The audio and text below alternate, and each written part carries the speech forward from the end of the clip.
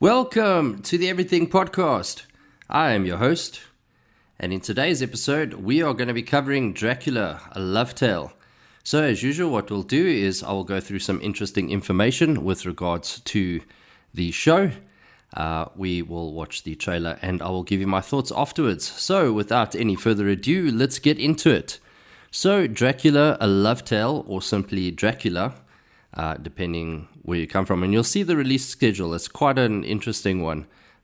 Very, very involved. So we'll get to that in a second. But, or simply Dracula is where I was, is a 2025 English love French Gothic romance and romantic fantasy film written and directed by Luc Besson, based on the 1897, novel Dracula by Bram Stoker. So the basic premise is Prince Vladimir of Wallachia renounces God and becomes Dracula after the death of his wife Elisabetta during a battle with the Ottomans. Over the centuries, Dracula attempts to track down the reincarnation of his wife, creating vampiric agents to assist in his search and developing a perfume designed to lure women to him. 400 years later, while negotiating a real estate transaction with the Parisian solicitor Jonathan Harker, Dracula discovers that Harker's fiancée Mina is the reincarnation he seeks. After imprisoning Harker in his castle, Dracula reinvigorates himself with the blood of nuns and heads to Paris in the time for the centenary of the French Revolution.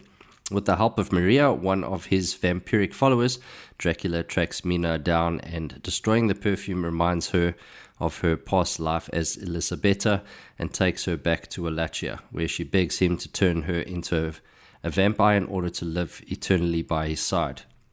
So, an expeditionary force led by an unnamed priest and Harker lay siege to Dracula's castle. During the battle, Dracula is confronted by the priest, who urges him to repent of his ways, lest he condemn Mina to eternal damnation.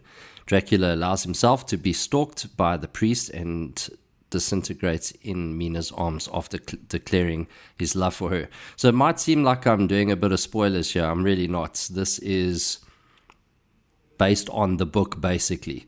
So as far as the cast is concerned, we have Caleb Landry Jones. He was actually Banshee in X-Men First Class, so that's the one that screams really loud. So if you've seen that, you'll know what I'm talking about. We have Christoph Waltz, who has been in a bunch of different movies, A Lethal Battle Angel being my favorite of them. So if you haven't checked that out, please do. And there is a sequel apparently on the way, so that's exciting. Then we have Zoe Bleu. I think that's how you say it. She's actually the niece of Patricia Arquette. Very, very crazy family, the way, she came about, and, like actress, political science being her parents or whatever the case is, and how her sort of life started. I'd encourage you to go read that a little bit. I'm not going to do that today, but I definitely would encourage you to go and do it. But, that is the cast. Nothing too crazy as far as the cast is concerned. So this is what I was talking about with regards to the release. So Dracula, a love tale, so remember that, was released in France 30th July 2025 by SND. So this has been out for a while in some places, and is scheduled to be released in 40 countries or so from August 2025 to February 2026 by various distribution companies. So this is where it gets interesting. So the film was screened in non-competitive section, Grand Public, of the 20th Rome Film Festival and released in Italy 29 October 2025 by Lucky Red. So a different one, different distribution company there. And then it is also selected for official competition at Sitges 2025 in Spain. Signature Entertainment has acquired the UK and Irish rights to the film and will release it straight to digital on the 1st of December 2025. Which at this point means it's been released, and was retitled Bram Stoker's Dracula for UK release. So that's odd, right? It's not just me, but it's obviously a reason for it. Like, for example, the Avengers, the first Avengers, actually had to change their name ever so slightly. So yeah. It is currently scheduled to have a wide theatrical release in the United States and Canada on the 6th of February by Vertical, which is only next year. So all over the place with this movie as far as the distribution goes. But I thought that was, I mean, obviously this has happened. I'm not saying this has never happened, but it's not often you see a release schedule so sporadic, which is quite interesting. But anyway, without any further ado, let's check out the trailer for Dracula, A Love Tale. My order has been studying this for 400 years. And you're the first to have captured a specimen alive. These creatures are the result of a divine curse. What exactly did I capture? A vampire. For 400 years now, we've been looking for the source. Here you are. He comes to find his princess. Count Dracula. Centuries ago, I asked God for one favor. I will fight in his name.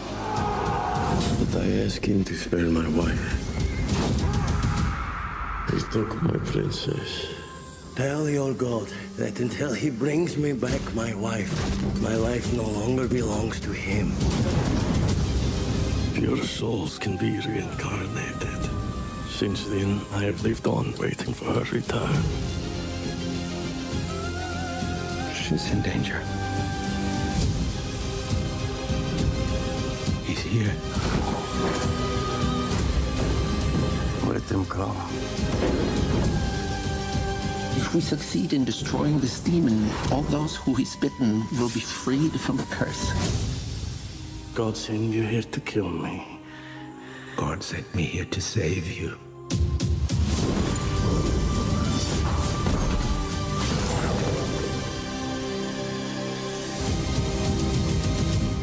And that was the trailer for Dracula, A Love Tale. So you can definitely get that feel from the trailer that's the route that this is going, or sort of leaning more towards than the more vampire aspect of it. The love story, it seems to be centered around that a lot more aggressively, leaning that direction. So that I find interesting. Obviously, it's almost, I wouldn't say shot for shot remake. It's not the case. It's just a reinvention of this, from what I can tell. So yeah, the fact that it's leaning more towards the love stuff, I would imagine that the ladies in the audience would gravitate towards that a lot more than the men, I would imagine, in a certain way. It's not that I'm anti-love stories. There's certain ones that I liked, whatever the case is, and I like sort of... they don't do so many, like the comedy love story stuff, the romantic comedies and that kind of jazz, so you don't see that too much anymore. So there's a couple that I liked of those. Twilight, not really the biggest fan of that. So this kind of seems in that same line, in that vein. So that's why I'm not kind of going, oh, cannot wait. I do like Dracula as a story, so I'll definitely be giving it a watch. The cinematography, the Christoph Waltz, amazing, obviously. So that's got me excited more than anything in this to see, and it doesn't look like he's just phoning the performance in. It looks like he's really giving it his all. So that should be fun to watch. Caleb Landry Jones looks good in this. So as far as actor-wise, that's Zoe Brow, also good. So there's nothing wrong with the actors, the cinematography, anything like that. I'm just scared that they're going to swing too much towards the lovey-dovey, so to speak, stuff.